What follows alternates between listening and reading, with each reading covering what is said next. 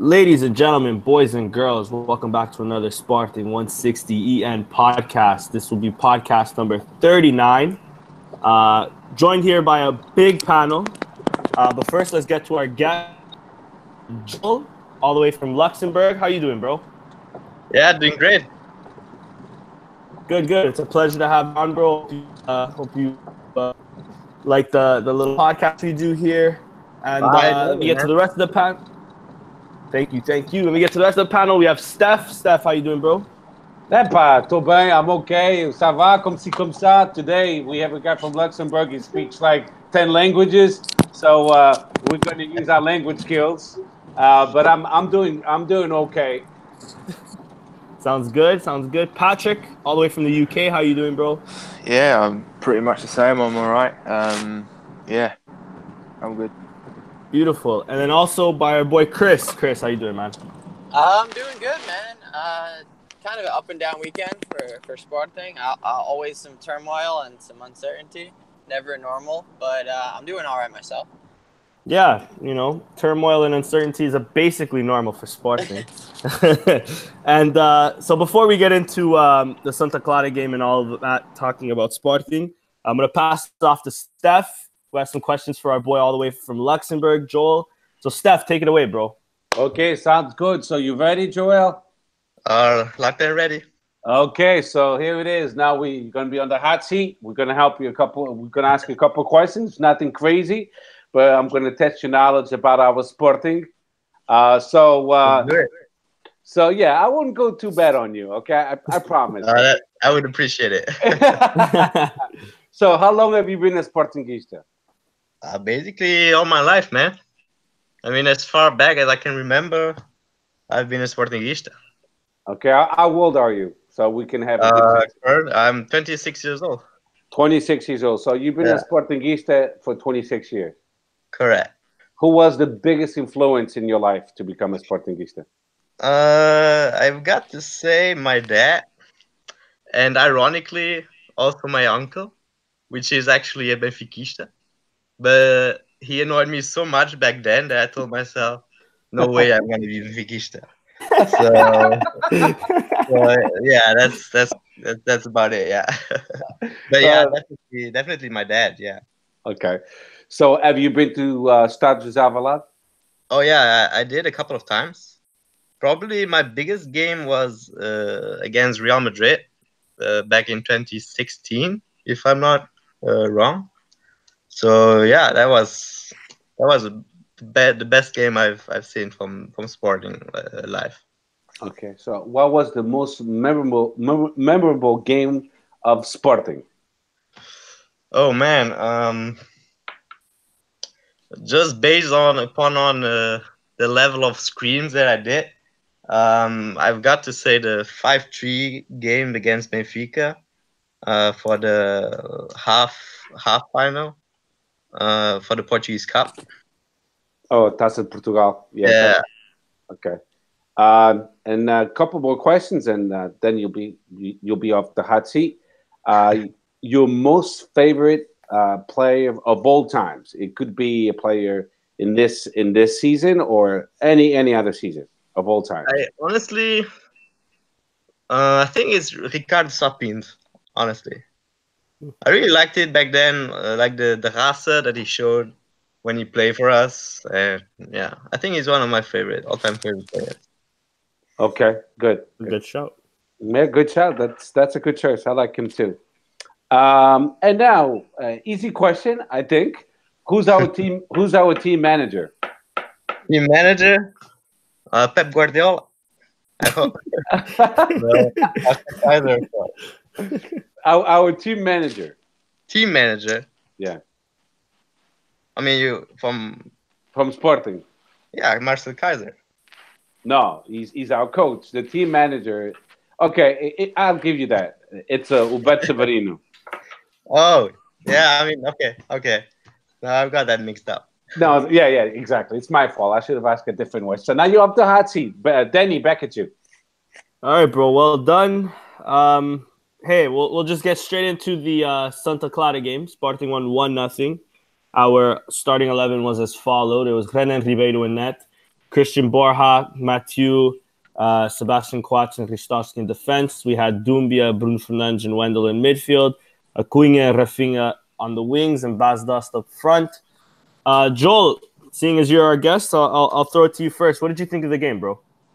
I honestly think that we quite dominated for most of the game. Actually, I think we played a lot through the wings. We had some couple of difficulties to go through the middle, and I think that's why we didn't really create a lot of chances at the end of the day. So yeah, I think we lacked a lot of, at least in the first half, we lacked a lot of pace and tempo.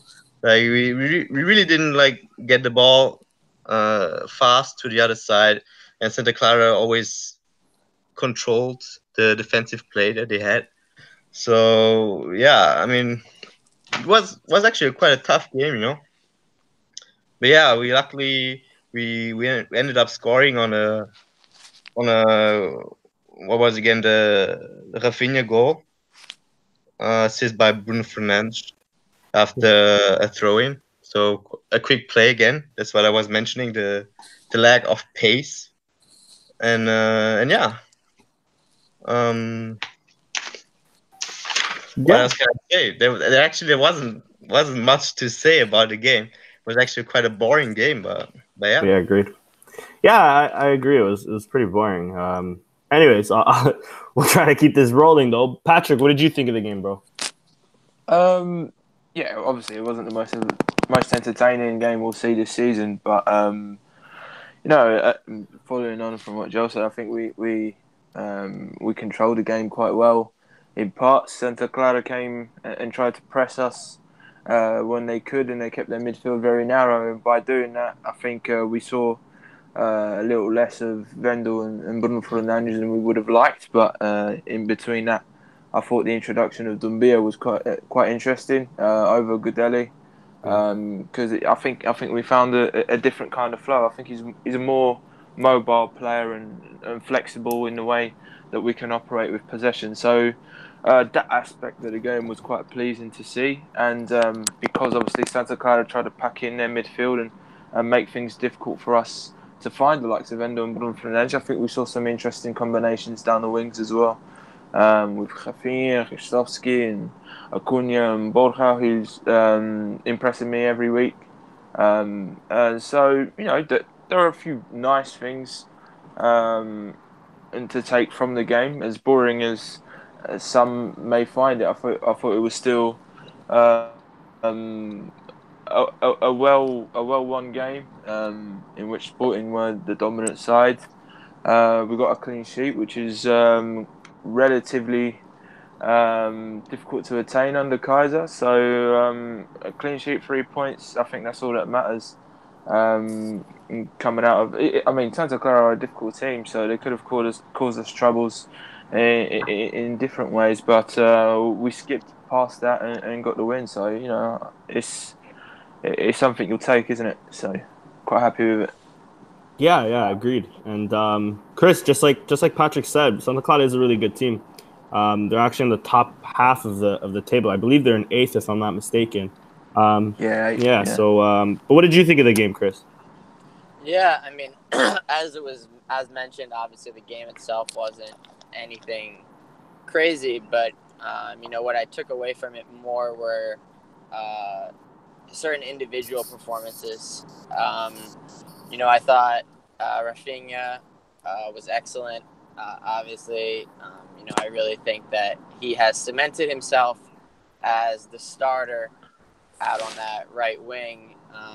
Now there's obviously news that Diaby potentially could be sold. I don't really know how it took Kaiser this long to realize that Rafinha was a better, more dynamic option. And he also has a bit of ability to whip one in from outside the box. A bit of a finishing ability that I don't think Diaby really has. And I think he's more dynamic, kind of taking guys on one-on-one as well. So, I mean, overall, he's just a better option. I mean, we've been shouting at him to play him more. And I think it's kind of kind of cemented now that he's the man moving forward, which is definitely a positive to take away from it. I thought Doumbia was excellent, especially in the first half. He kind of gets himself into trouble when he tries to do a little bit too much dribbling. So I think that is kind of where he kind of fell off. I do think Kaiser was too quick to pull him out. Obviously, he wasn't quite as good in the second half, but I mean, I don't really think he deserved to be subbed out. But it was nice to see Miguel Luis get some time.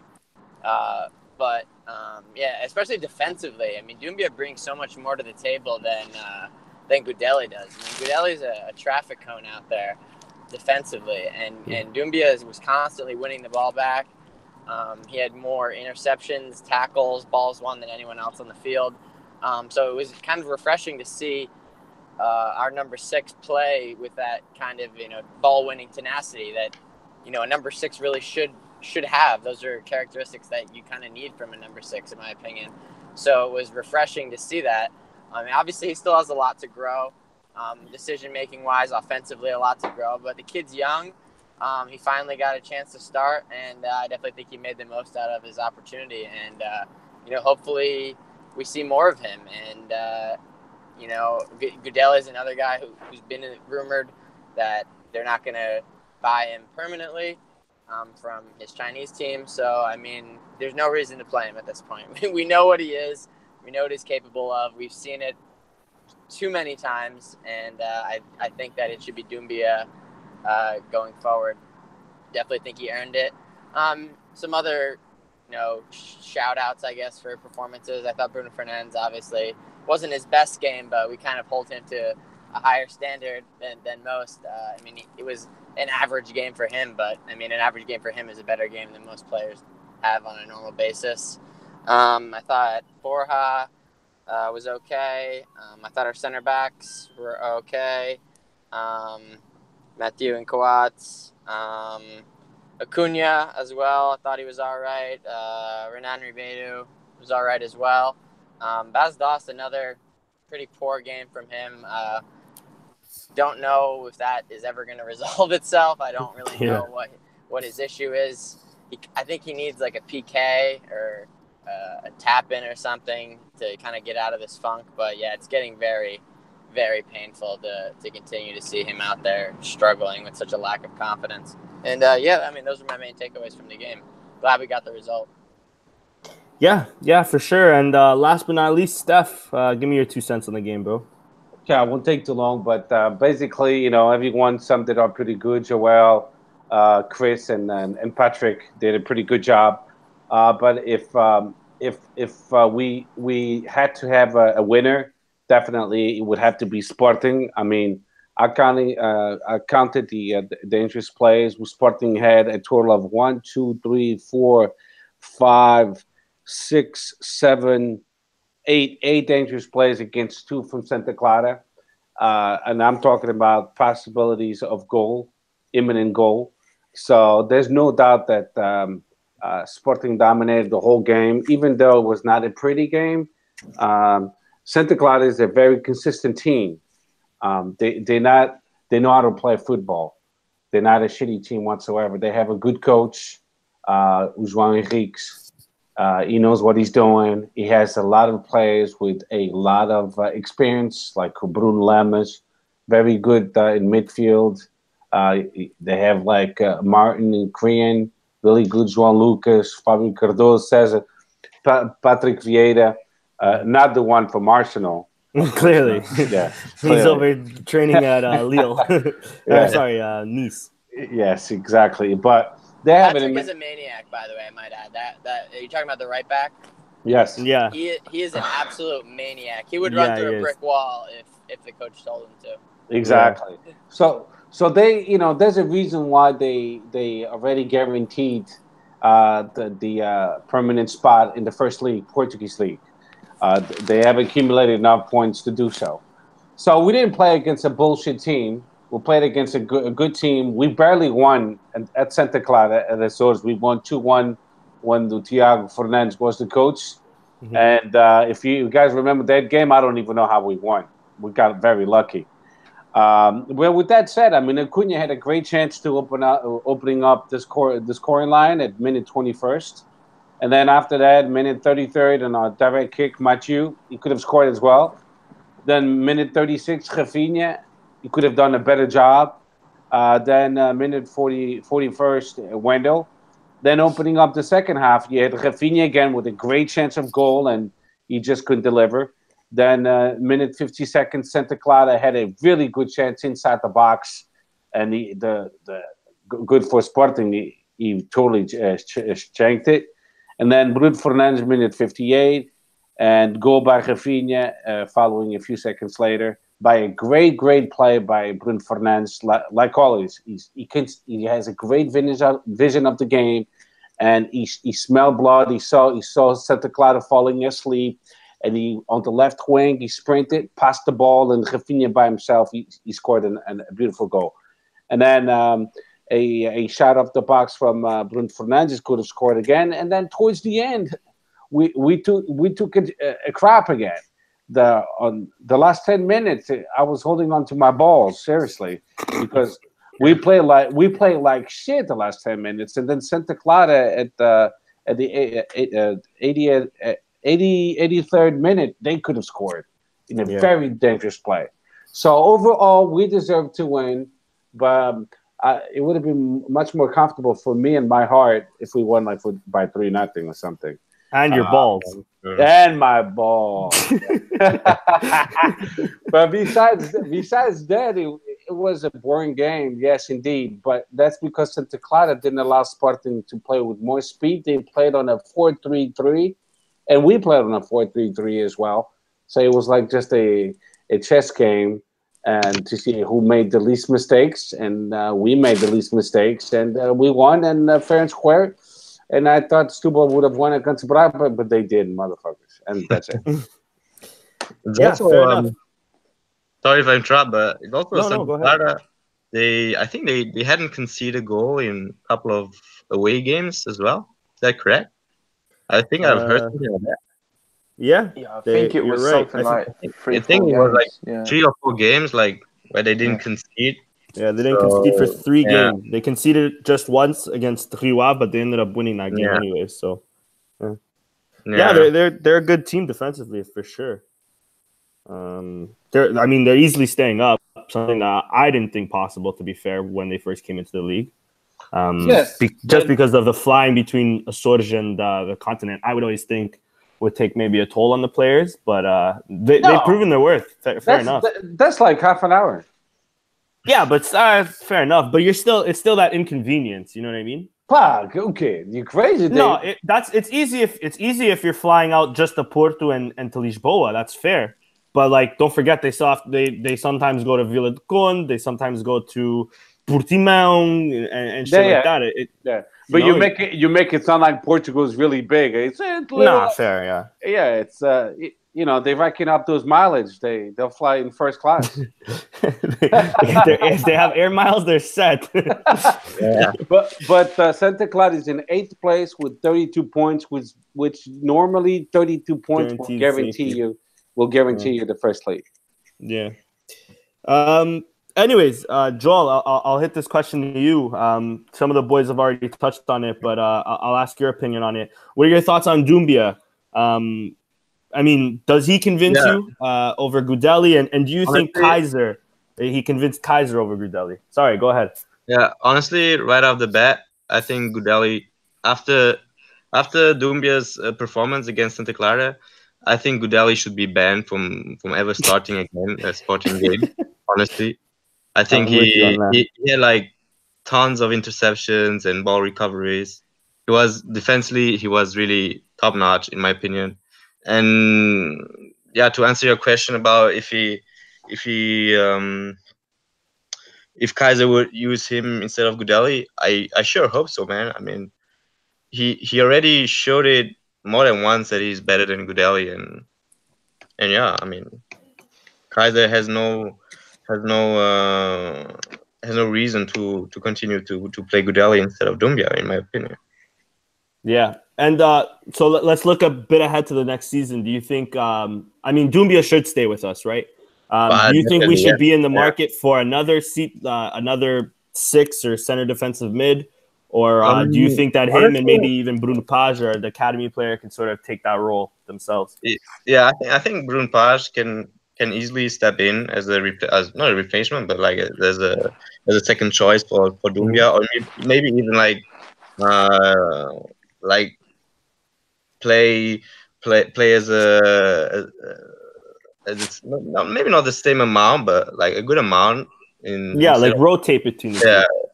Yeah. So I think as a defensive mid, we have good players at the moment with Brun Page and Dumbia. Yeah, I don't think we should get any other. Yeah, I actually agree with you there too as well. Chris, I'll throw this next one off to you. Again, there's not really much to talk about, but I mean, are we deserved winners? And do you sort of, after the game, Bruno Fernandes came out and said, actually, never mind. Are we deserved winners? What do you think? Yeah, I think that we're deserved winners. We created more chances over the course of the game, and I mean, obviously we weren't incredible or anything, but I mean, 1-0, maybe 2-0, definitely a fair scoreline. You know, obviously 1-0 is dangerous, especially when you kind of don't play that good the last 10 minutes. And they kind of grew into the game and got more confidence. You could see their confidence growing in the way they were playing. But yeah, I mean, to answer the question directly, I do think we were deserved winners. Fair. And Patrick, next question. Bruno Fernandes after the game sort of came out and said he wasn't really happy with I don't know if he worded it as the team's decision or just the way the team just decided to sit back and try to defend the 1-0 lead, and that we should be going for maybe more goals or whatnot. Do you agree with him on that stance, or do you think at this point it's better safe than sorry, and pragmatism sort of should play a big role in us seeing out some of these games? Well, in a way, we did go for more goals, but the way we did that was by what I thought was the natural thing for Kaiser to do, was to be compact and look to hit them on the break. And if you look at the game closely, we certainly had our moments on the counter where perhaps we took the wrong decision, but if we take the right one, we might unlock the door and get a second goal. I thought Kaiser was pretty much spot on with what he did in maintaining his posture, keeping it tight at the back, and waiting for the opportunities to catch Santa Clara on the break. On another day, we get 1 or 2 more goals. Because it's easy to forget, you know, as I mentioned before, we haven't got many clean sheets under Kaiser, so our defence is fragile. To be 1-0 up and then continue playing the same way in search of a second, I think that would be irresponsible, and that's what would be said anyway had we done that and conceded and drawn the game 1-1 potentially. So I thought Kaiser was right to do what he did, and you know, as I said, barring 1 or 2 decisions, perhaps we walk away from that game with an even bigger scoreline, 2 or 3-0. We just didn't get those decisions in the final third correct. But yeah, I'm happy with how the last few minutes unfolded. I could certainly see what Kaiser was going for. Yeah, and I agree with you as well. And Steph, last question really on this game, sort of a hot button topic. So if anybody has their 2 cents to throw in, please throw it in.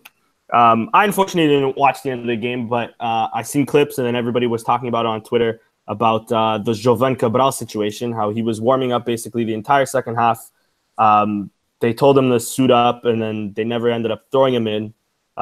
It's actually the second game in a row where we only play 2 subs. The kid seemed visibly pissed. Give me your 2 cents on the situation, and is it just where we can then say, you know, maybe the club isn't doing right by our academy players and stuff like that? Yeah, that's actually a really good statement. It seems like Kaiser is getting mixed information from the upper management. I would love to say that coaches nowadays they make all the decisions themselves, but they don't. Even buying the players, it's the scouting department. I mean, I'm pretty sure coaches that they give their 2 cents, but it looks like it looks like upper management is kind of involved in this one. Um, and because when he first came to Sporting, he basically gave the benefit of the doubt, and he watched our youth, and he used them quite a lot. And then little by little, they kind of disappeared. And then now we're suspicious about George Minge. Is he the one creating all this problem? I don't even know if that's a true statement. If there's if there's a leg to stand on. But you know what happened to Miguel Luis? All of a sudden, he unlearned what he's learned at the academy. What happened to Brun Paz? They gave him a couple chances, and then Goudelli, before Doumbia came into Sporting, why wasn't Brun Paz given a chance? And I could say so many names from the youth academy. Some of them are leaving. We're about to lose Felix, another great center back. So it's the winger. I'm sorry, the winger. The center back was Jallo, which he already left, by the way. The thing is, we have to be cautious. If we don't treat our youth the way it's supposed to, I'm not saying to promote all of them all at the same time, because we do know that's impossible. But for sure, everybody agrees that Diaby doesn't belong to Sporting. So therefore, we could be testing someone from the under-23 team. At this point, we have only 8 games left. If we count the Taça da Liga, then it's 9, and possibly 10 if we make it to the final.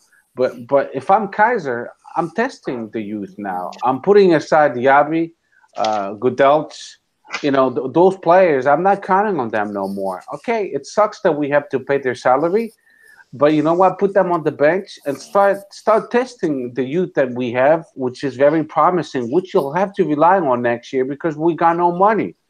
So therefore, if you buy 1 or 2 players next year, I would understand that, but it has to be quality players. Buying garbage players, it doesn't pay off because we see it now. Everyone is like, why would you buy Diaby? Why would you buy Goudelj from China? If you went to China, there's a reason why, because he's not that good. You know what I mean? So all I got to say is I feel sorry for Jovan Cabral because he was super motivated. He was scoring goals. He was making the difference when he first came in with Peseiro. And all of a sudden, you take away soul and motivation, and of course, he's going down the hill. He feels like they gave up on him. Calling him to the A squad only and practicing every day with this A squad, that's great if it's the first steps of your career. But then when you have the taste of playing 90 minutes and now they take it away from you, that's a stab in the back, and you're not progressing. You're going backwards, actually. So that's how he feels, I'm pretty sure. And when you treat our young players like that, made it in Sporting, like shit, then they will feel like shit. And I sympathize with them, and I believe in our youth. In the contrary, that a lot of people are saying that our academy is not doing that great. That's really bullshit. Like I said the last podcast, and under 15 we in first place, under 17 we in first place, under 19. Okay, we lost 5-1 against Football Club Porto, but you know what? In the youth academy, in the youth leagues, that's very common, believe it or not, because we won against Benfica 4-1 in Juvenis. But it don't mean shit because it was just one game. The next game, we could lose against Benfica 4-1 because I've seen it done before. So, it's a question of being it's a young team, and when they start losing and they go after the score, and then they open up, and it's easy to be Goliaths. But, with that said, to finish it up and to wrap it up, Kaiser has to do a much better job in managing our youth. putting someone warming up for 45 minutes and he doesn't even play. It's insulting the player's intelligence and taking away his soul and motivation. Yeah, yeah. And lastly, I'll give this one off to our guest Joel. It's sort of on the same note, but I guess the only silver lining is the want of Miguel Luis playing. We sort of got that for about half an hour in the game. One, what were your thoughts of Miguel Luis? His little cameo for 30 minutes, and also I want to hear your 2 cents on our sort of academy situation. Yeah, I mean, Miguel Luis came in actually. I think it was almost 80th minute, if I'm not correct, if I'm not wrong. Sorry. So yeah, not even 30 minutes he had to play. So I mean, from the couple of minutes he had, I think he already showed potential, but yet again he showed that he can give more to Sporting. So yeah, I like the couple of minutes he had. At least better than last weekend where he only had like what 3-4 minutes. So that's already an upgrade. Maybe next weekend he'll have another 10 minutes additional to that.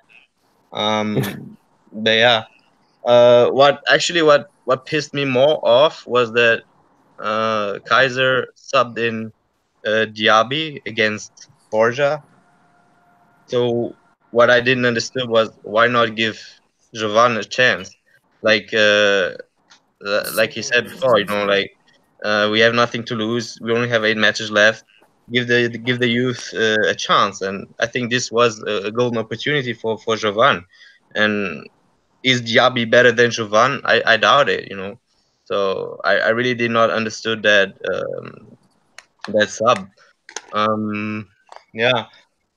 If we about our youth, yeah, people say that foreign youth was or is bad, and that Benfica youth was so great, but we won against them in the U23 2-1, so they can't be that bad. I think it's more of like, I don't know, maybe is the media telling us that we are too bad. I don't honestly, I don't think that we are that bad off. We have quality players. We always had them. Yeah. Yeah, I agree 100% with you. Sort of moving on to sort of just, the rumors actually came out yesterday. I'll throw this one off to Chris first because I'm sure it was you that tweeted it. Kaiser is listening to us finally. So speak on some of the rumors that have been coming off, Chris, with him not wanting to sell Rafinha and Diaby potentially being at least us trying to sell Diaby. What are your thoughts? Yeah. Just want to touch on the previous topic real quick.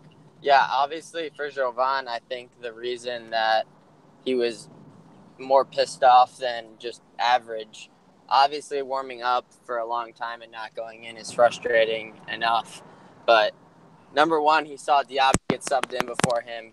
He took out Borja for no apparent reason at all. He moved Acuna back to outside back, and then he put Diaby on the wing. Borja was having a fine game. I mean, I've been impressed with Borja. I mean, typically you don't really sub off outside backs that often. You don't really touch the back line unless there's something, an injury or someone's having a shocker. So, I mean, substitution itself didn't really make much sense to me. And then towards the end, Rafinha went down. He was hurt. He was grabbing his knee. I mean, I thought it could have been more serious. So then Kaiser told Cabral, like, oh, you're going in. He was taking off his penny and putting on his jersey and stuff. And then, Rafinha kind of walked it off, and then he just stayed on. That was probably like between the 85th and like the 88th minute. So, I mean, not only did he warm up the entire time, he watched someone get subbed in before him who plays the same position and is objectively worse than him. And then he was told he was going in and then didn't even go in. So, I mean, I understand why he was so pissed off. I mean, I would be too. I've been there before. I mean, I played soccer, so it sucks. And then, yeah, just to kind of touch on those rumors, to me, I think it's great news. I mean, it's things that we've been saying for a while now. It's amazing that, I mean,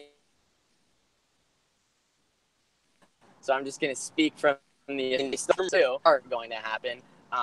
First, he's finally realized that Rafinha is his best winger and that he should be a regular starter and a big part of the team, not only now, but going forward into next season. Correct decision.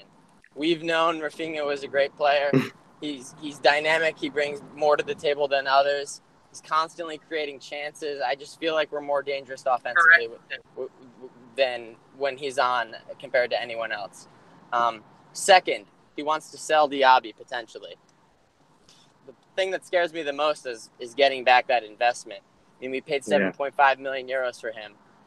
If we go to the market this summer, I do not really know who's lining up to buy him for that much, unless we're sending him to China or something. Because at the very minimum, you want to get like 8-9 million for him to not only make your investment back, but to make some money.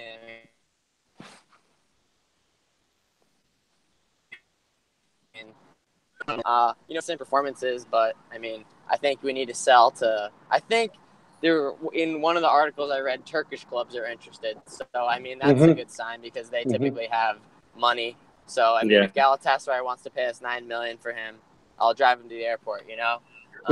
Well, actually, Turkish teams are sort of breaking down. Like Besiktas hasn't paid some of their players and stuff like that. So I don't know if it's still the same. Pepe had to leave. Apparently, when Pep did leave, he paid for some of the players' fucking salaries. No. Like, here, I'll leave, but here's the money. The staff, there you go. The staff, exactly. Yeah. So I guess that's not necessarily a good sign then, but I mean. But that might only be Besiktas, to be fair. I think I'm being a little too general when I'm saying that's Turkish club. It might just be their situation. Yeah. Besiktas has financial trouble. I think one of the other two big ones is. I think Fenerbahce as well, because even they're like fighting relegation even right now. Yeah. So all right, it's got to be Galatasaray. Hopefully, or even that new team. What's their name? Besiktas or whatever their name is. That's been challenging. É pá, que vá para o caralho e que a gente receba o dinheiro, mais nada. I agree, man. I agree. And then the final part of that, like 3-part rumor, basically was, I don't remember the players exactly. I don't have them in front of me. I believe it was Diogo Souza, Abdul Conti. There's Bruno Paz, Paulinho, João Silva, and Bruno Mendes. Okay, yeah. So, I mean, I agree with all of those. It's a bit surprising that it's Diogo Souza and not Maximiliano. But, I mean, I think it's probably because they'd rather just be having him play 90 minutes with the under-23s. I mean, he's really not gaining much by just sitting on the bench for the first team as opposed to playing 90 minutes for a keeper. And, I mean, at this point in the season, I don't really think that he's going to switch the goalies. So, I mean, I guess I'm fine with that. But, the other ones, I definitely think that those are all players that have excelled for the under-23 team. Bruno Paz really bossed that game against Benfica. I watched it. I thought he was the best player on the field. And it's definitely a position that we're relatively thin, so I definitely think that he should get his chance. And, I mean, as we touched on, there's 8 games left. There's really not much to lose. There's not much to gain. So why not see what you have in some of these players on the big stage, because you're going to need to rely on them more next season, just based on the way things appear to be trending. So I think that is very necessary and the right decision. I would have liked to see them earlier, but I mean, credit where credit is due. Better late than never. So I mean, I would love to see those players in the first team more. And I really would like to see Pedro Mendes. I think I mean, Baz Dost forgot how to play, and Luis Felipe, I don't know if he is at this level. I don't think he's a player that should be. I mean, maybe as a depth option, a 3rd, 4th striker for Sporting, but I mean, he's our second option right now, and I mean, he's really not the answer. So I'd love to see someone else. Paulinho, I think, is good as well. Abdul Conti, I mean, I think he slots in more as an outside back at the senior level as opposed to center back. He can kind of play both, but I think he's more of a left back. So hopefully that means Jefferson will be leaving in the summer. So, I mean, positives for sure. I guess we got to wait and see how it shakes out. Definitely good, though, for these guys to be integrated during an extended break so that they have more time to practice, hopefully acclimate with the first team, the players who aren't away with the national teams, so that they can, hopefully get some minutes once the league starts back up again. Yeah, exactly. And Steph, I'll actually pass it off right to you as well. Sort of same question, only with the youth players. Like I meant, I'll say it again. Diogo Souza, Abdul Conte, Bruno Page, Paulinho, João Silva, and Pedro Mendes apparently are being tested and looking at as being an option for next season. Even rumors earlier this week of Elvis Balde, who's currently on loan at Paços Ferreira. What are your thoughts on some of these youngsters coming back or playing for the senior team? Well, I like it. We all know that's because we have, I believe, 10 of our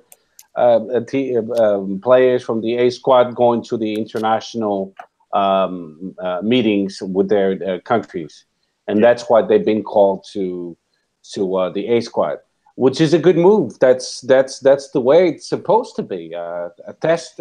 Now you have this whole week because I think Portugal plays on Friday and Sunday. Yeah. We play the Ukraine and then Serbia.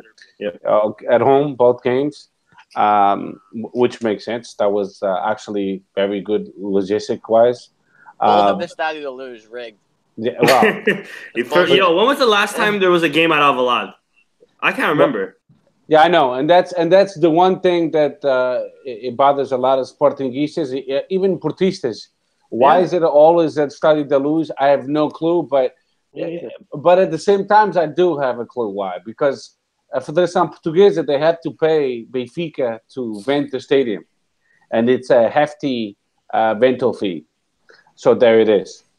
You guys can Google it and look at it yourselves, and you'll see how much it is. Just make sure you're sitting down when you look at it. But it's like once you look at it, it'll make sense. It'll click. You'll go, that's what I did. But coming back to that, I mean, that's the way I love it. That's the way it's supposed to be. But we have to be realistic. Kaiser next year, when he has his preseason, because he didn't have a preseason, we can expect him to promote the whole youth. It's not going to happen. Right. If he promotes like 6, wow, that's amazing. He won't be able to promote all of them. But Sporting160 they were talking about it on Thursday and also on Monday. How about the B team coming back? But I would support that, but do we have the funding for that, the budget for that? That's the problem. But the B team, the under 23, it's basically the youth 19 that just got older. So now we put them in a different league called U23. But you don't have the experience that you have in the second league. In the second league, it's a different ball game, bro. Yeah. You playing against players that have played in the first division. They're much more mature. They're much maldade, and they're much older. They'll be playing against players 30 years old, 34 years old, with much more experience, much more muscle. So I would welcome the B team, so we can accommodate a lot of our players, so they can really gain good experience. So once, if they call to the 18, they wouldn't feel the hiccup.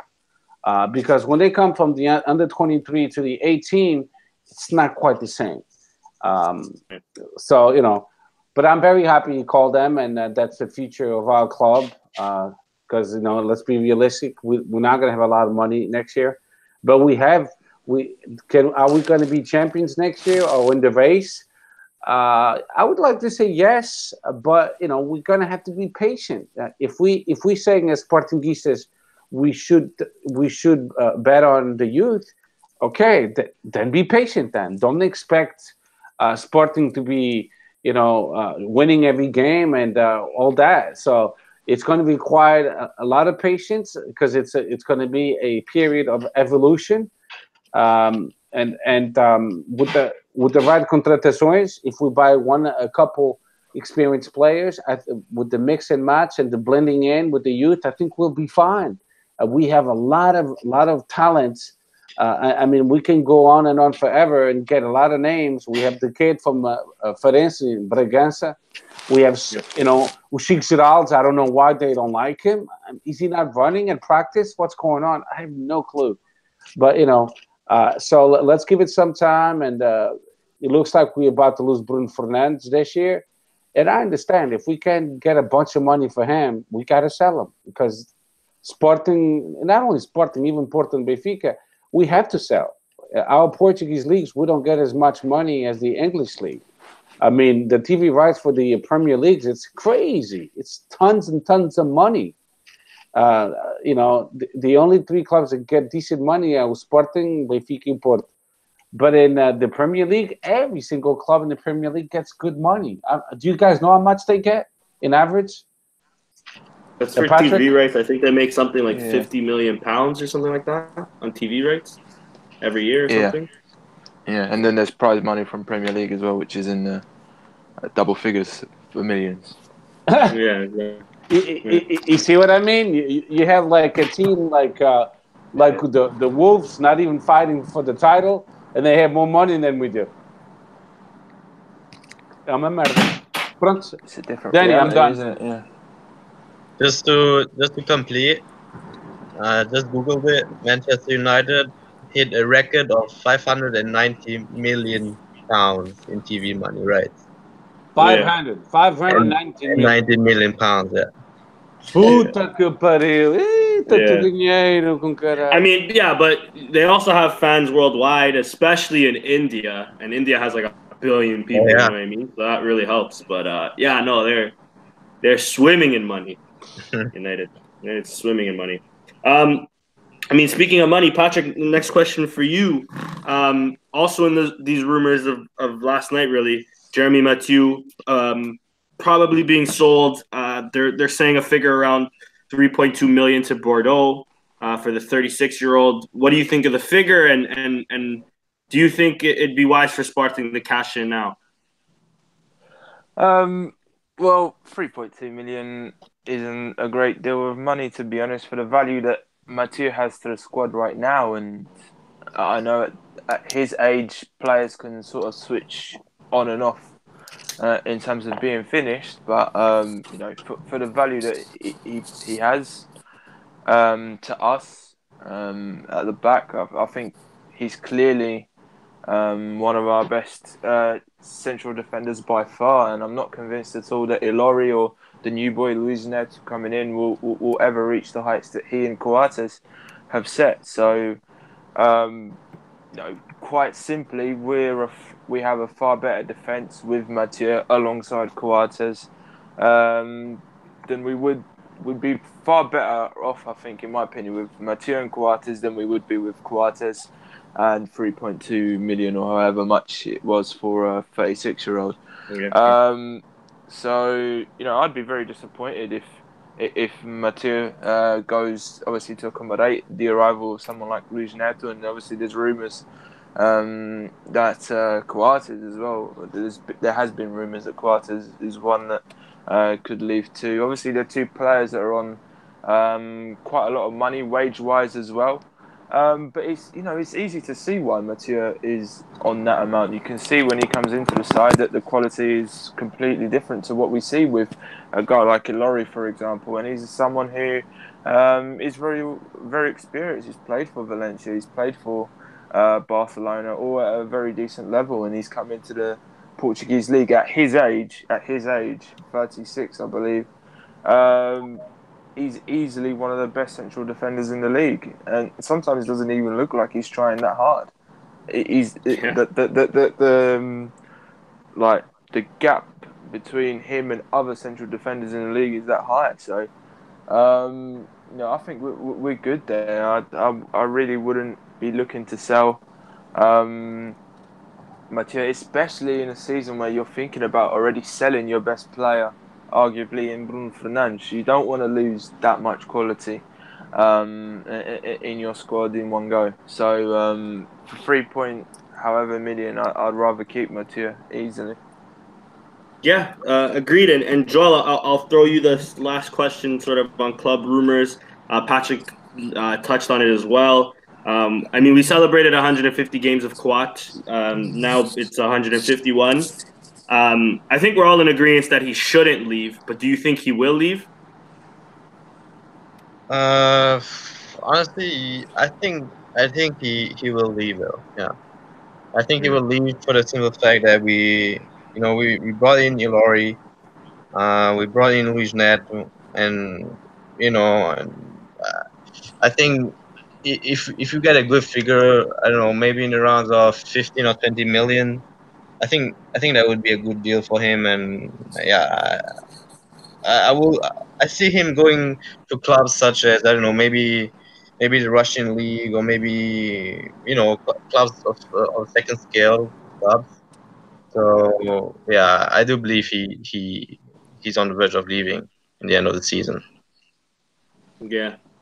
Yeah, which is sad. But anyways, we'll go on to national team news. I wrote down some of the names that went. I think I got all of, at least most of them, but at least from the senior team, that is. But I could be wrong. But anyways, we have Christian Borja going to Colombia. I believe that's his first cap for. No, sorry, it's not his first cap. But it's kind of First a cap shock in a for while. us. In a while. Yeah, first cap in a while. And from Carlos Queiroz, funny enough. We have Sebastian Coat going to Uruguay as normal. We have Idrissa Doumbia going to Ivory Coast. Acuna going to Argentina. Ristovski to Macedonia. Bruno Fernandes, our own representative team. But then we also have Luis Maximiano, Terry Correa, and Miguel Luis going to our under-20s. Patrick, I'll start it off with you, sort of. I mean, you don't have to go through all these players. What are your thoughts of the players going away on national duty? And really, a question I'll ask all of you is, why do you think such a low? I mean, obviously, we're not playing a lot of Portuguese players, but a really low number for us in the Portuguese squad this year. Do you think that's a little frightening, or do you think this is just a sort of a transition year, and we'll eventually bounce back to having more players on there? I'll follow on from obviously your last question. Yeah, which was sorry, the lack of I Portuguese really players, packed all of that in. Sorry. No, that's all right. And the answer is simple. I mean, our Portuguese players, we lost them all basically in the summer. So, if we're being realistic, in a good season, from what we had at the start of this campaign, the only players that would have gotten in is obviously Bruno Fernandes, who's there now. Maybe Nani, who was impressing at the start. And Jovan. Other than that, we've got the likes of André Pinto and Ilori, who's coming now, and all that. Those sorts of players only get in with really good form and some injuries along the way from other lads higher up in the pecking order. So in terms of getting players into the national team, I think we would have been. It would have been very hard anyway. We really would have only been looking at someone like Bruno Fernandes or Jovan, who was very good at the start of the season.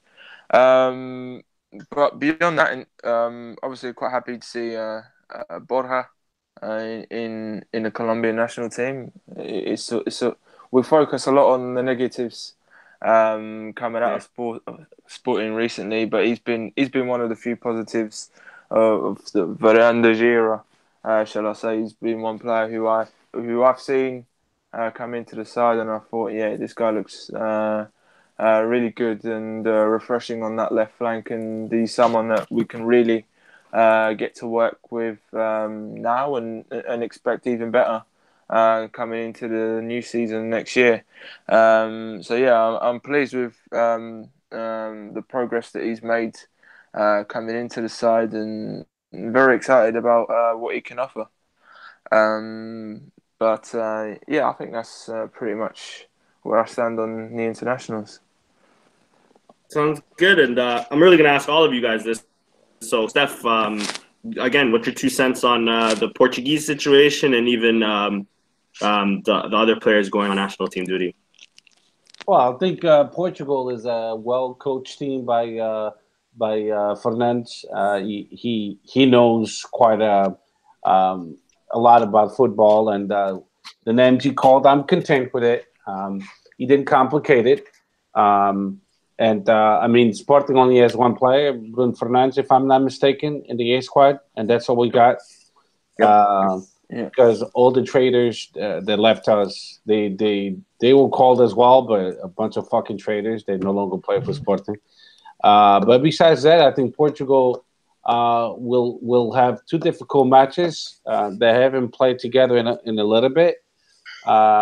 I'm not certain about Ukraine, how good they are. I know they're tall and physically fit, so we'll see. But we should win. We have more experience than they do, and a much better team. And Serbia, that's a dangerous team. They have some good quality, fast wingers, and good forward. So we had to be careful with them. But besides that, I mean, I know in the youth national team, in the youth 17, we had 7 of our players being called up. And I don't know if it was Chris who posted that on Twitter, or if it was you, Danny. But I honestly can't even remember, to be honest. Yeah, then it must have been Chris, but that was a good tweet. It was 7 of our youth being called up by the national team. So in the youth national team, we kind of well represented as far as Sporting. So it just proves that Sporting is not that bad in the youth, like people seem to be. We're just not good in keeping them. That's a different story. So we see a lot of players under 18 leaving to other teams, but that's because the big teams, the Sharks, like they like to call it in Portuguese, tubarões, now they're being more aggressive. They're going after younger kids, 18 years old. Why? And the question is why? Because it's cheaper. If you can sign an 18 years old to your club, you're going to pay much less than a player that's so-called already made. It gives you guarantees. So it's a risk for them. But at the same time, when you have the Felix that we're about to lose, what's going on is Sporting is willing to renew his contract. But there's another club that's saying, hey, we're going to pay you much more. And Sporting, they say that's our limit. We don't have the kind of money for you. And that's what's going on. And it's hard to compete. So when do you sign professional contracts? And then Sporting is doing it now with the under 17. But that's unreal. You never gave a professional contract to players at such a young age. But we kind of forced to do it, and Sporting got the wind of it. I mean, enough is enough. This is not Varanda's fault at all. I mean, we could blame him from a lot of things, but what's going on with the market is crazy. I've never seen so many clubs being so aggressive. So Sporting is just a quiet fest, and they're signing up now professional contracts under 17 and below, which is good because we have to keep our pearls because we're losing all of them, really. I mean, we're still getting some money out of it, os direitos de formação, but that's nothing. That's a small percentage. But besides that, talking about the national team, to wrap it up, I think we'll do well. And Ronaldo was called, am I correct? Yep. Yeah. He didn't play against Genova, and look at Juventus; they lost right away, 2-0. But they 18 points Stefan Sturaro with one of the goals, bro. Sporting legend. Puta que o pariu, meu. Toda a gente marca quando tá fora de Sporting. Caralho, pá. Man, that was a beautiful goal too.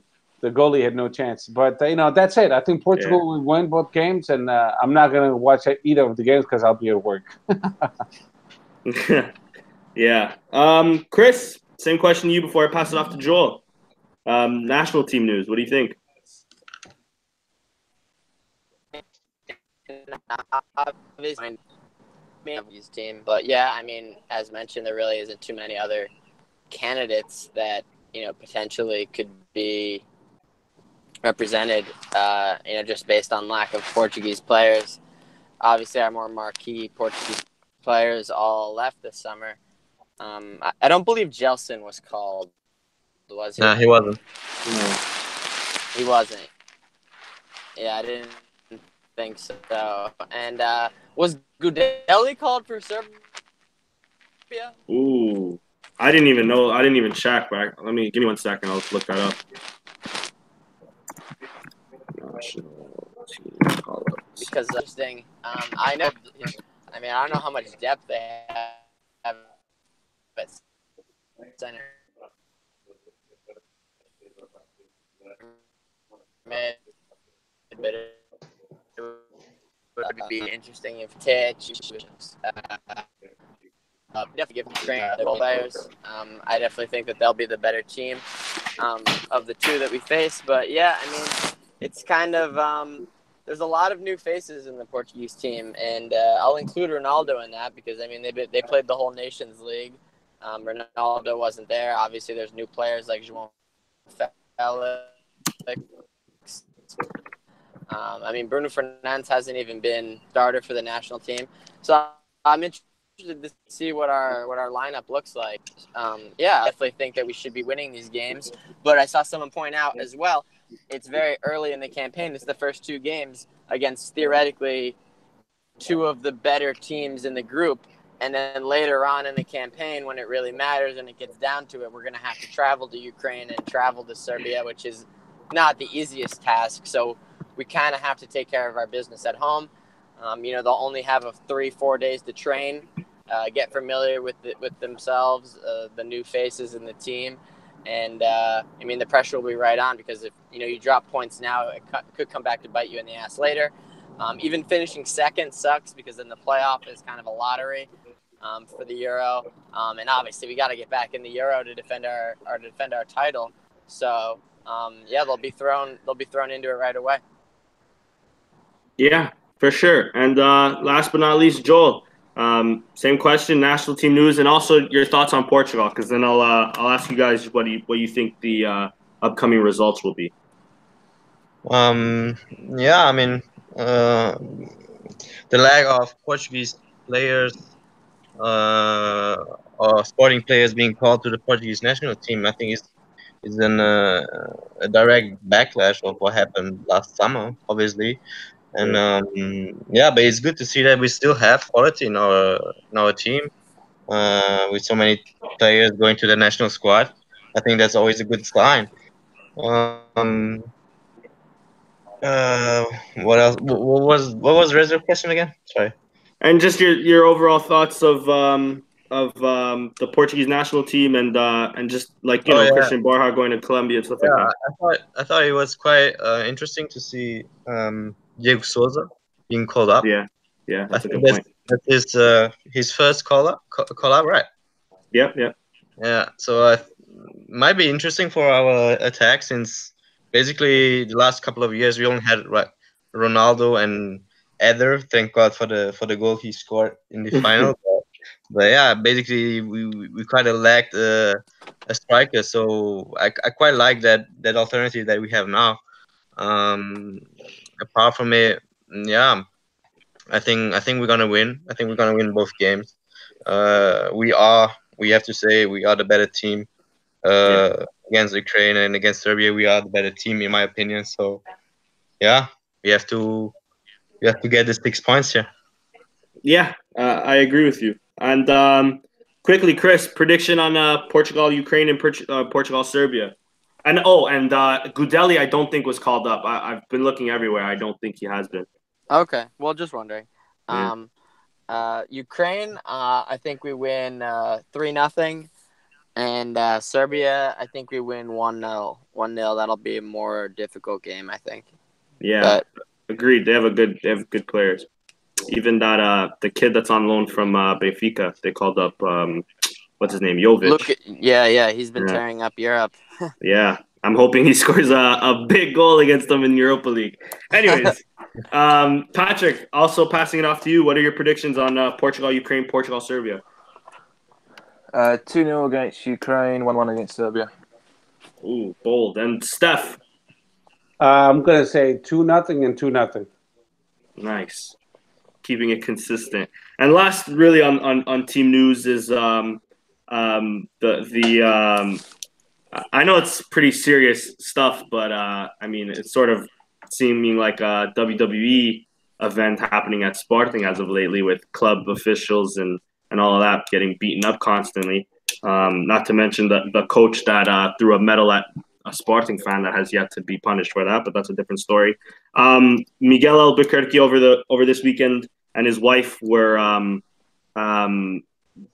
I don't know the right word to use, but were attacked really at the handball game, if I'm not mistaken. And then just last week, or 2 weeks ago, I should say, a Conselho Diretivo was also attacked at Boa Vista.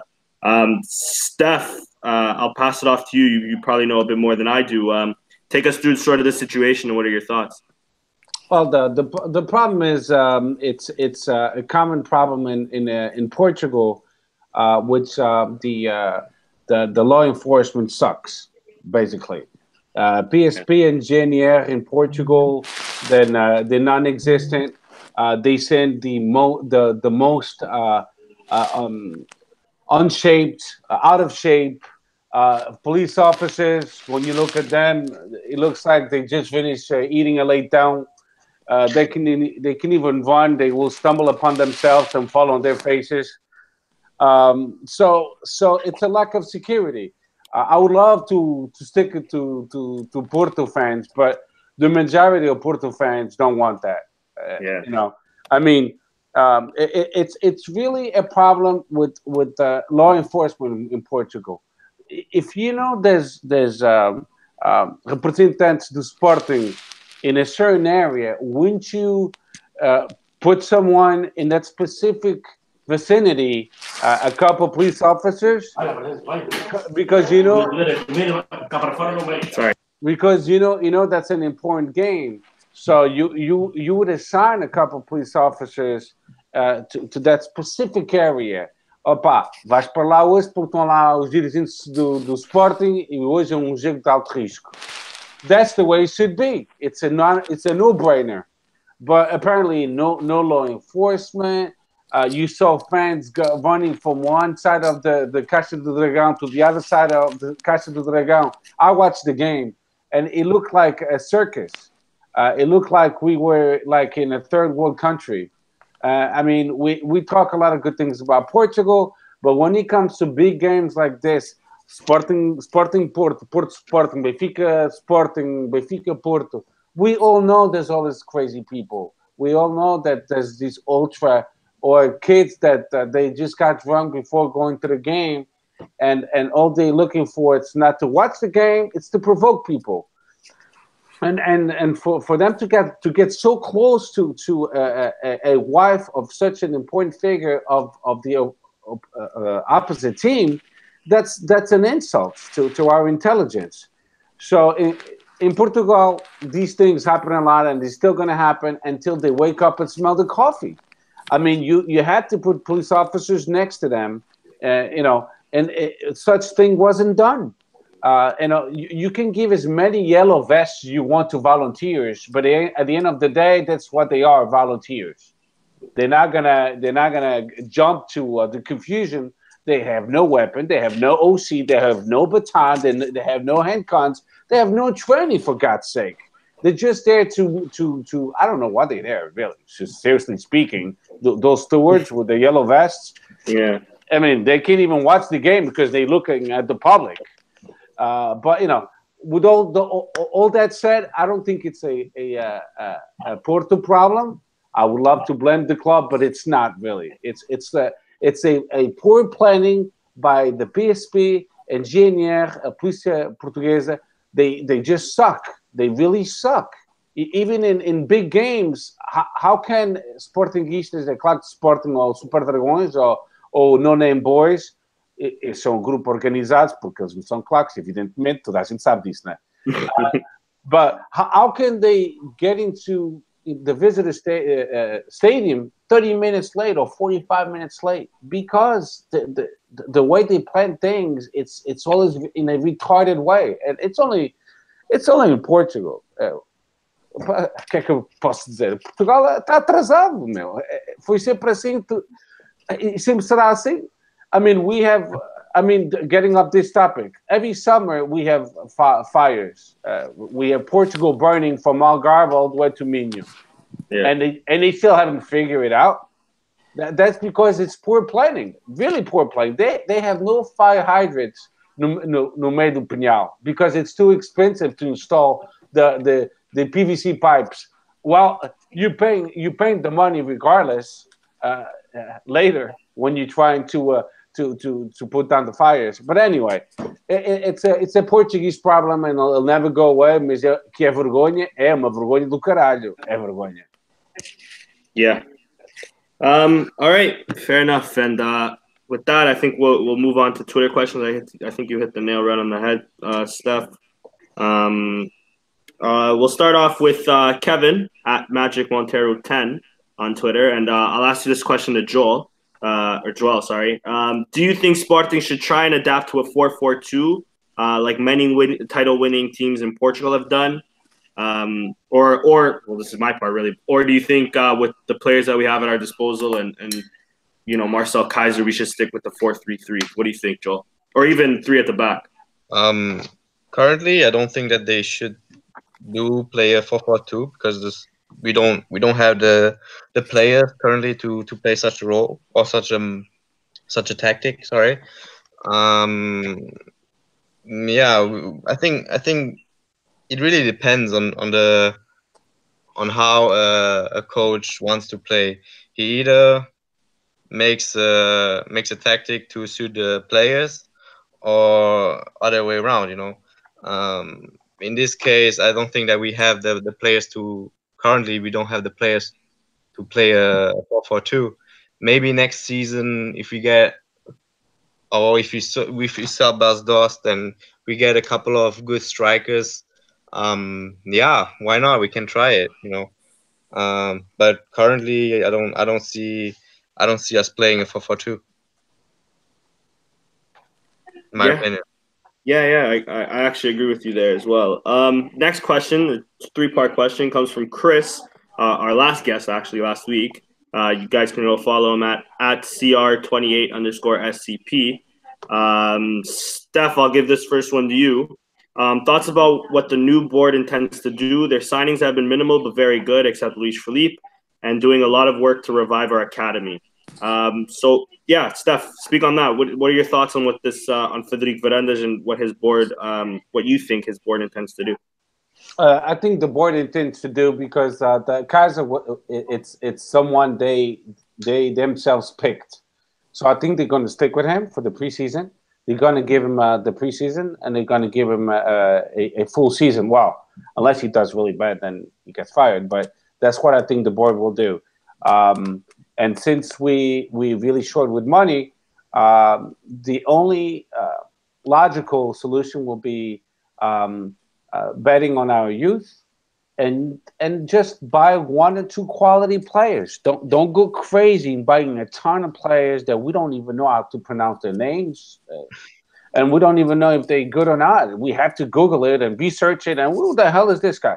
So, that's what I think they're thinking about. I think they're listening to the general public, or they finally seen the light at the end of the tunnel. And if that's the case, then I think he'll captivate more Sportinguises because we have 95,000 that didn't pay their dues. So that's a lot since he became president. So he needs to do something to get all the Sportinguises back and all that money that flow into the club. So that's what I think he'll do. Yeah, agreed. And just quickly, I know I didn't really bring this up on the show, but I brought it up on our little group chat. I actually effed up. I've been paid. My quotas have been paid until July, so I'm not one of those 90,000, thankfully. Anyways, next question goes. I'll give it to Patrick. He also Chris also asks Sporting 2019-2020. What changes do you want? New elections, bracket, and a whole new project and manager. What do you think? Do we need a new manager, and what changes do you want to see for next season? Well, I think the way Kaiser came into the side, and immediately we saw the quality of Sporting's play go up. It seemed like we were building an identity for ourselves, which is essentially what I wanted to see at Sporting.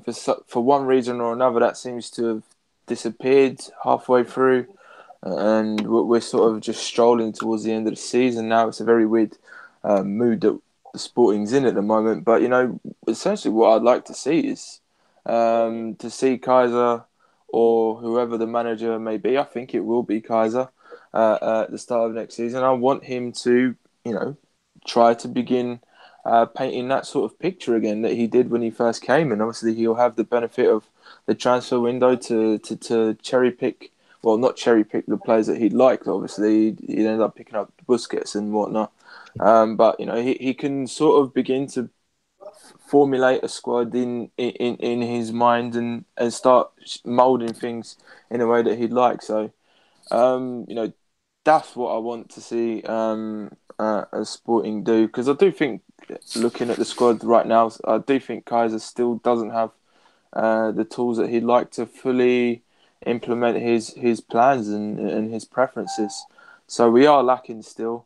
I'd just like to see Sporting, really start to peddle this new identity and something that you can project from the top downwards onto the youth academy. When we talk about revolutionising the youth academy, it's not, in my opinion, that we've got bad players. We're always generating good players, from Gelson to Pudenz had he stayed, Rafael had he stayed. We have Jovan, we have Miguel Luis, Daniel Bragança, etc. We have good players. It's just about getting these players in a similar way that Ajax and Barcelona do, getting these players to play a very similar way to the way the first team plays, and then seeing that first team excel regardless of who steps in.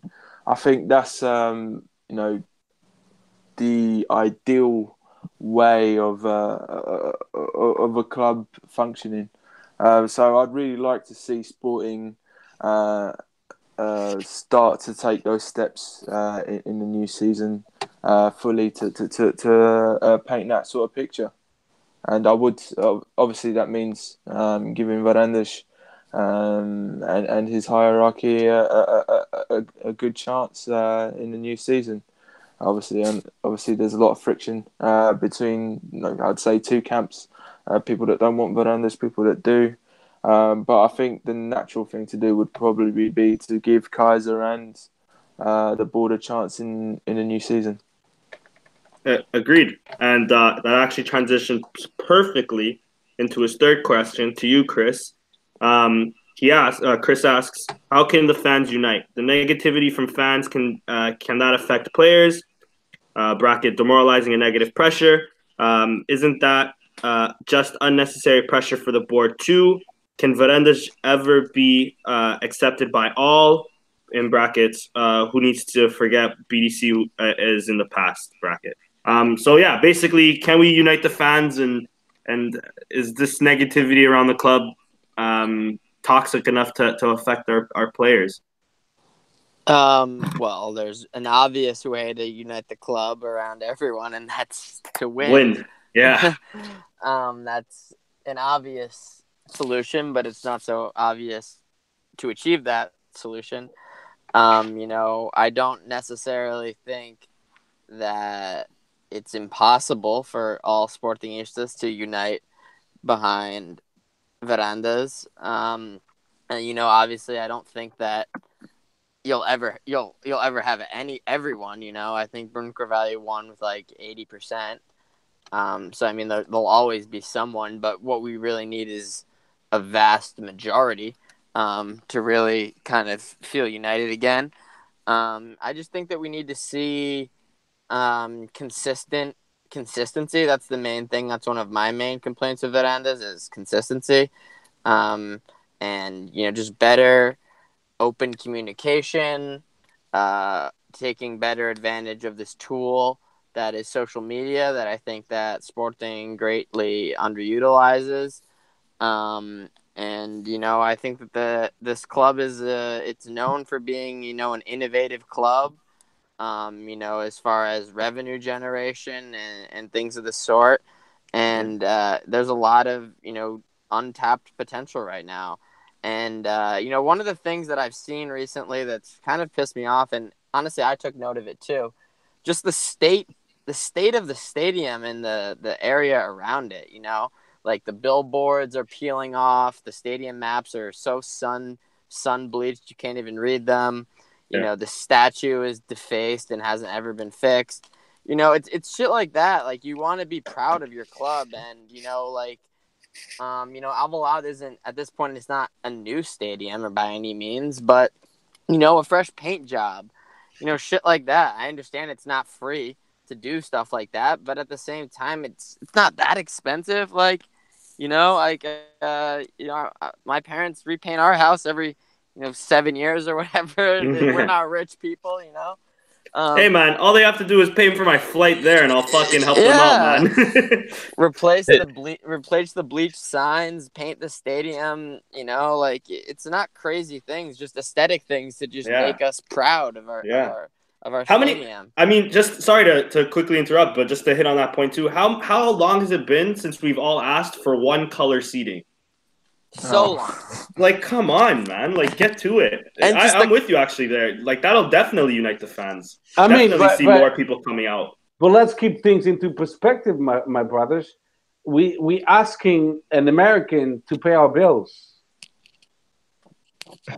What do you mean? Oh, Meaning we have no money, not even to paint their stadium. I agree with Chris 100%, and it's an easy fix. The only thing you have to do, like yesterday, we talking about o Albuquerque mulher, né?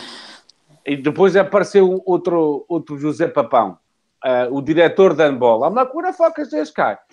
And it's so touch. So you have a Albuquerque, but the handball team has a director. So it means that the futsal team has another director. You see where I'm going with this? We have nine vice presidents, then a director for each team. Then we have o manager, o Albuquerque, das modalidades. So if you fired these people that we don't really need, if you go back to the basics, president, vice-president, diretor de comunicação, okay, I'll swallow the team manager for the A team, and that's to simplify things. We have too many people, too many taxas not doing shit. What? So they can give a speech once in a while? Hey, o Sporting é maior, and sei mais que. Falam todos muito bem. But, Sporting is broke. But do you think they're not receiving their salary, these people? Of course they are. They're the first ones to collect. Yeah. But that's the problem with our Sporting. We are a club com muitos tiques, com muitas vaidades, e com muito estilo, e não sei mais que, e somos modernos. And now Chris, he hit the nail. Our stadium is not even painted. Everything is spilling off. The line, the circular, é uma vergonha. They fucked up Bruno Carvalho's name on it. I mean, some people don't like Bruno Carvalho. I actually love the man. He did a lot of good things for Sporting. Towards the end, I think he flipped as well. Don't get me wrong. But he did a lot of good for Sporting. So when I think about him, I think about the positive things. But Chris is right. I was in Portugal this summer, and everything is peeling off. It looks like a stadium that was completely abandoned. It looks like the stadium was built in 1960, and if I'm not mistaken, was built in 2002 or 3. Yeah. Around that time. The Euros, yeah. It's not that an old stadium. It's a pretty new stadium, but you have to keep up with the small maintenance, like painting and switching the chairs and stuff like that. And all they have to do is fire a bunch of those goons because they make a lot of fucking money, and then we'll have money for the paint and to pay somebody. Hey, olha, anda cá, vens pintar, de facto, maçãs com presunto e small. Aí eu quero uma cerveja. Pronto, eu resto uma cerveja, não há problema. And then, like you said, I'll fly over there and I'll paint, God damn it. we have enough Portuguese that will volunteer to do it. You know? Yeah, because Chris is right. At this point, it's an embarrassment the way our stadium kind of looks at times, man. It is. You know, I'm going to say this. I shouldn't be saying this, but I'll say it. I went to Stade Saint-Valin. Outside of the stadium, Chris is right on. Nothing has been taken care of. It's a disgrace. I don't think it was ever taken care of. They put the sign up 14 years ago and then didn't maintain it at all. No. Yeah, exactly. Like the sidewalk, o passeio. Tá ervas a crescer e o caralho. There's no one going com a roundup and killing it, which is not that expensive. And then I went to Stade da Luz because my wife is Benfiquista, and she wanted to go. And I hate to say it, but completely different ball game. They take care of their shit. It's nice and neat. They have a fence protecting the outside of the outskirt of the stadium and the parking lot inside for people to park and go to their pavilion to buy T-shirts and stuff like that, which we don't have that. There's an empty lot, but no one is using it. They could use it for parking, but I guess it doesn't belong to us. But these little things do make a difference. You know what I mean? Yeah. Fair enough. And well, Chris, sorry, I interrupt. I don't know if you wanted to continue on that point. Yeah, I mean that's just a small example of something that could be done to unite us. You know, that's just one small example. I mean, and that would go a long way. And it's just little. I think it's a combination of little things as opposed to like he has to do this one thing. No, he has to do 20 little things. You know, so. And, you know, that's an example. I think that utilizing the social media better is another little thing. I mean, you're already paying a social media staff. Just train them better. You know, you the examples now are Bayer Leverkusen, AS Roma. Like, it doesn't cost anything more to have, like, a funny social media or, like, a social media that interacts with the fans better. Like, our social media is so fucking robotic, you know? Like, we could do it. We do a better job, I think. You know, it's not that fucking hard, and you're clearly already paying a staff. Just, like, get better people or train them better or take notes from other teams. You know, it's not that hard. And, you know, it's just little things like that I think would go a long way. And also the game box. I know we don't live in Portugal, but they have two game boxes. One game box for the soccer games, the football games, and one for the modalidades. Why not combine them together and make it a more appealing package? You see what I mean? Because it gets expensive. In Portugal, they don't make as much money as we do. I don't know how people in Portugal live. I give them a lot of credit because they must be really stressed out. And then the tickets are so expensive. Even the game boxes. I mean, it was like $200-something. I mean, you know, it's expensive for people that live in Portugal. So, like Chris said, these small little things, if they combine the game boxes together and make it more appealing, then I would rather make it cheaper and see the stadium full and the pavilion full than try to get all this money and you're not getting it, and then all you see is an empty pavilion, exception for the games against Porto Benfica.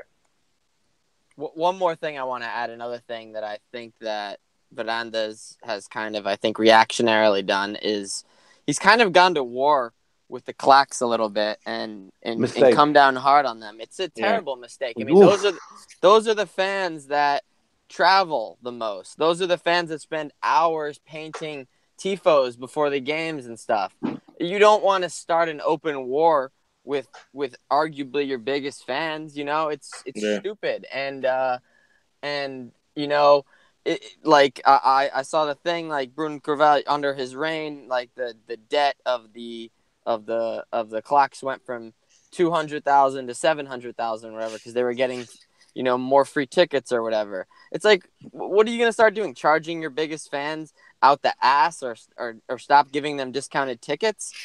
What you see as a response to that is the Curva Sul 2/3 empty half the time. That's a direct result of that. I mean, it's like they pay quotas to be Juveleo members or Directivo members. I mean, they're paying their dues to be part of Sporting, and they're paying their dues to be part of the claque that they're in, and then as a result of that, they get discounted tickets. I mean, is $200,000 in debt to Juveleo really worth having the stadium empty? I don't think it is at all. Exactly.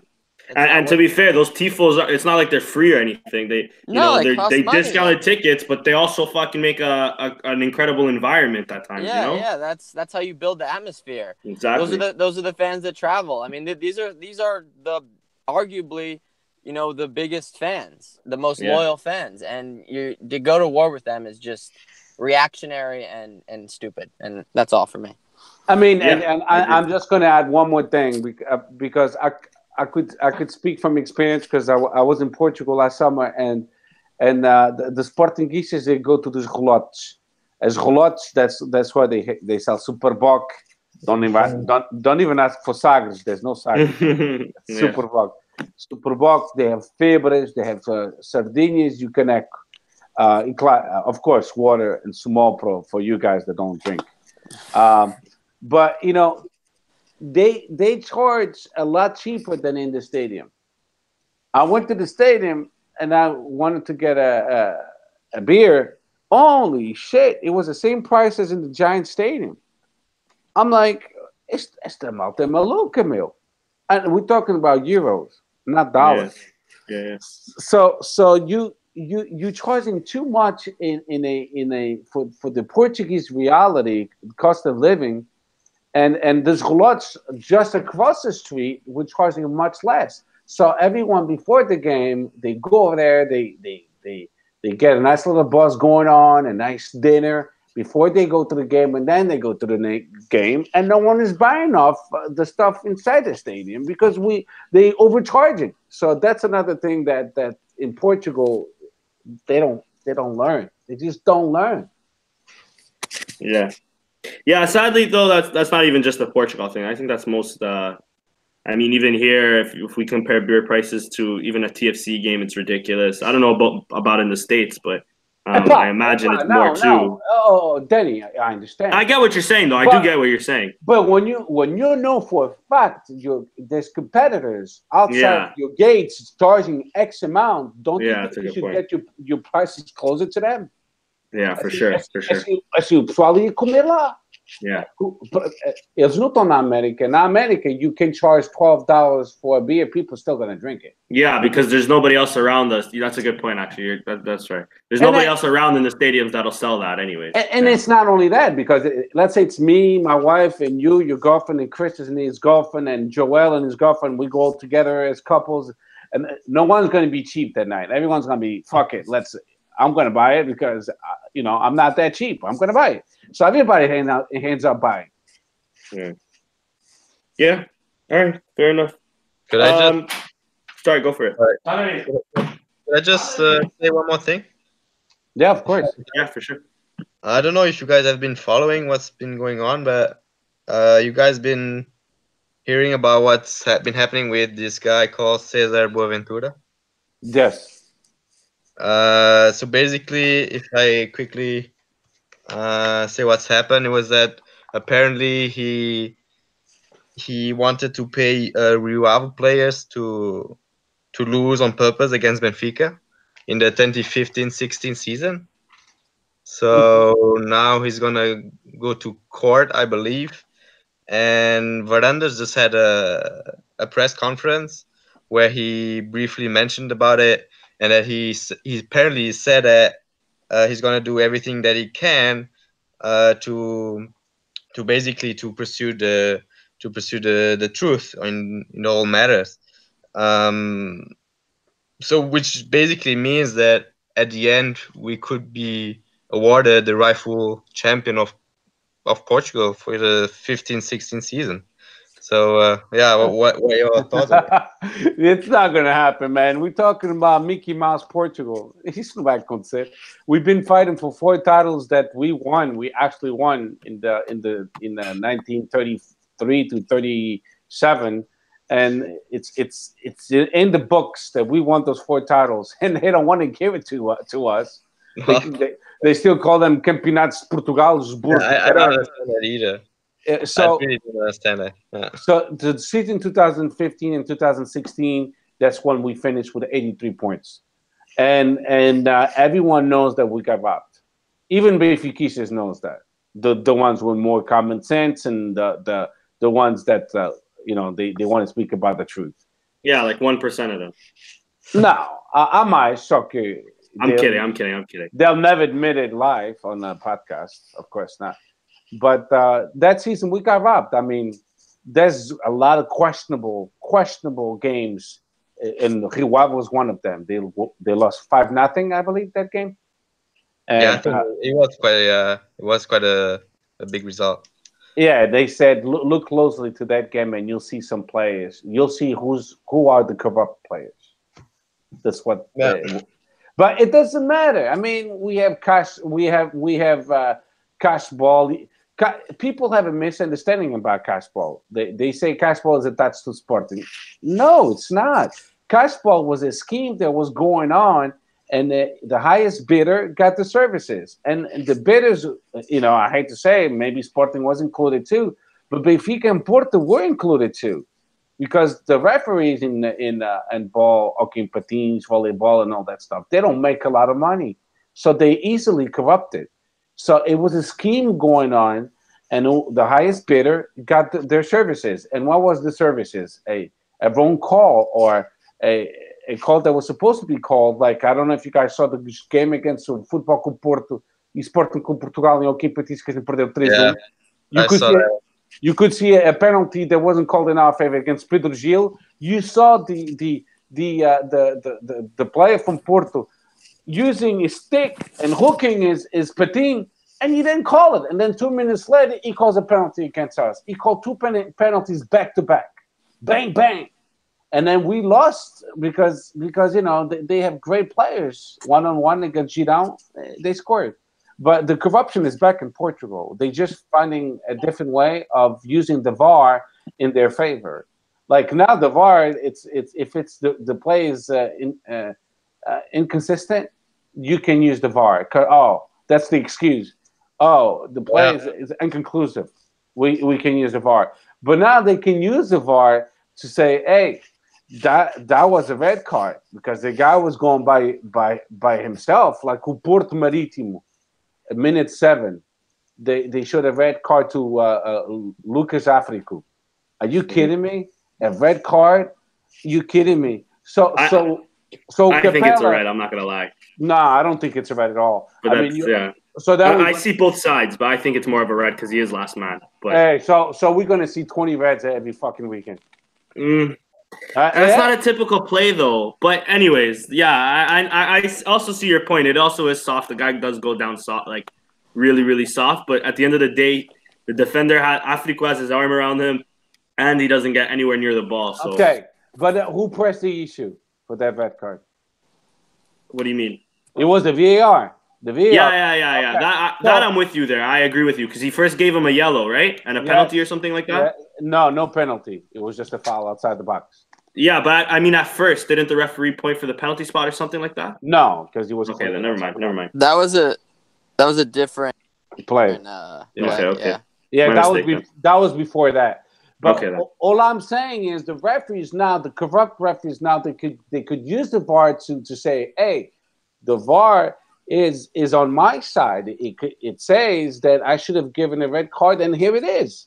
So corruption is back, and I think Porto is controlling it now much better than anybody. Yeah. Anyways, we'll move on to Modalidades, or else this might not even upload on SoundCloud because we're a little bit in. So, Steph, take it away with Modalidades, bro. Okay, Modalidades. So we just spoke about Sporting against Santa Clara. We won 1-0. Like Joel said, we won against Benfica at Seixal 2-1 for the under-23. Then the youth didn't play because they were called for the national teams. The ladies, we went away to Albergaria, which is close to my hometown, and they won 2-0. It was a tough game. Futsal, we won against Ezemes 5-1. Good game. The futsal feminine, we lost. Our season is basically done for the ladies. And ball, we lost against Football Club Porto 28-23 for the Portuguese Cup. So we're out of the Portuguese Cup. The referee stunk big time. I'm not using it as an excuse, but they did. I watched portions of the game, but what I saw was enough. Okay, in Patins, I watched the whole game. Porto won 3-1 against Sporting, but the referees were verdadeiramente caseiros. You could see that the referees did everything possible to give this victory to Football Club Porto. So Castball is well and alive, and the biggest bidder for this game was Football Club Porto, without a doubt. Volleyball, we lost against Fonte do Bastardos, and we had it coming. We barely won against them last time, and we out of the Portuguese Cup as well. Feminines and ball, we won 3-1, which is good, against Samamed. And then the following day, we won against André Praiense 3-0. So we're in second place in the second division of Portugal.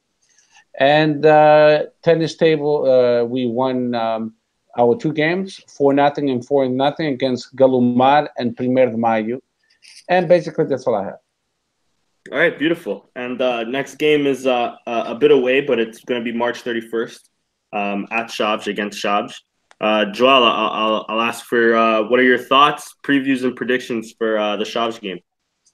I think it's going to be a very tough game, despite Chaves being bottom of the league. But I think they're gonna give us a fight. But I still think that we're gonna win. I'm saying 2-1 for Sporting. Quach and Bruno Fernandes scoring. Nice. And Patrick, how about you? Thoughts and a little preview and prediction of Chaves Sporting? Yeah, obviously, Chaves have their pride hurt, obviously being down the bottom as well. And they'll be desperately trying to get as many points as they can. And a win against Sporting for them could be the start of a unforgettable revival, so they'll be up for it, I'm sure. But Sporting has to turn up and get the points themselves to make sure they can at least claw back third place. So for me, I would go for a Sporting win. We have to win, and I would still go with it being a tough game. I'll mirror what Joel said, and I'll go for a 2-1 win as well. Yeah. I'll quickly give in my prediction before I pass it off to Steph and Chris. I think it'll also be a really tough game. Chaves have done well. They just got what's his name? Manuel Mott, I believe, as manager, who did good work at Avj. They're I think they're 1 point off safety, or about 2 points off safety now. So the survival race is really heating up with at least 6-7 teams in there. And I'm really not confident about our away form. That's kind of why I'm going in the middle now. I'm gonna say it's a 1-1 draw. Steph, what are your predictions on Chaves Sporting? Yeah, Chaves they just won away against the Sportivo Daves. They won 1-0. Yeah. So they have now 24 points. It's just 1 point below the relegation.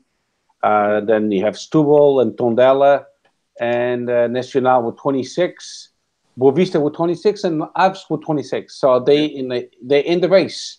The only one that's out of the race is Feirense. They have 15 points. So with that said, it's going to be a difficult game. With Gemota, he's a known, experienced coach. He's going to play home, but he's going to play defensively. He's not going to give a shit. He's not going to play a pretty game. He's going to play defensively. It's going to be a very tough game for Sporting. And I'll say 2-1 for Sporting, but the 1-1, like you said, I wouldn't be surprised. Even at 2-2, if we score early, we control the game, the pace of the game. I think we'll have a shot to win the game. But Chaves is motivated with the last win they just got away. Plus, it was away. So now they're playing home against, and you know how it is. These players playing against the big teams, they give it all. So we'll see. 2-1 for Sporting. For sure. And last but not least, Chris, what are your predictions? Yeah, I think it's going to be a similarly hard-fought game to the one we just played. So, yeah, definitely won't be an easy task, and we need to keep winning. And Braga plays Porto, so finally a real chance for Braga to lose some points. Yes. So I think we win 1-0, hard-fought game, and hopefully we can move into third if Braga loses. But with that said, Chris, that's when we usually fuck it up. It's when we have exactly. Yeah. Especially. Let me see who plays first. You just reminded me. Yeah, Braga's gonna play against Porto. Most likely they lose, and we're gonna lose too. Especially if they play first, and we already know that all we have to do is win to get into third. They haven't made up. They haven't made up the time schedule yet. It's all so. Yeah, so hopefully we Never play mind. first then. I think. Yeah. I think we'll play. No, yeah, because Porto and Benfica, I think they'll have European. No, but Porto might play first because they have Champions League. Yeah, week, I believe. Exato. Benfica na quinta. Yeah. All right, guys. Another podcast in the books. Joel, all the way from Luxembourg. Thank you for joining us. Thank you for always interacting with us on YouTube, on Twitter. Thank you very much, Bo. We really appreciate you, man. So thank you for stopping on by, man. Yeah, well, I want to thank you guys once again to invite me on the podcast. It was great. Anytime, and you're welcome back anytime as well. Yeah, we'd love to. All right, great. Sounds like a plan then. Chris, Patrick, Steph, thank you as always. Everybody that's listening, thank you guys as always. Don't forget Spreadshirt if you guys want to buy some merch. And we'll be seeing you soon. Enjoy this long international break without having to stress about Sporting, everybody. Shout out to Kevin and to CR28. Yeah, thank you. Yeah, shout out to Kevin and Chris in the chats on YouTube today. Thank you very much, guys. And without any further ado, Chris, I'll sorry because you're just on the chat right now. Chris, I'll message you the link right away on Twitter. And anyways, guys, thank you very much. Take care, and viva Sporting. Beijinhos. Ciao. Beijinhos. Bye. Beijinho.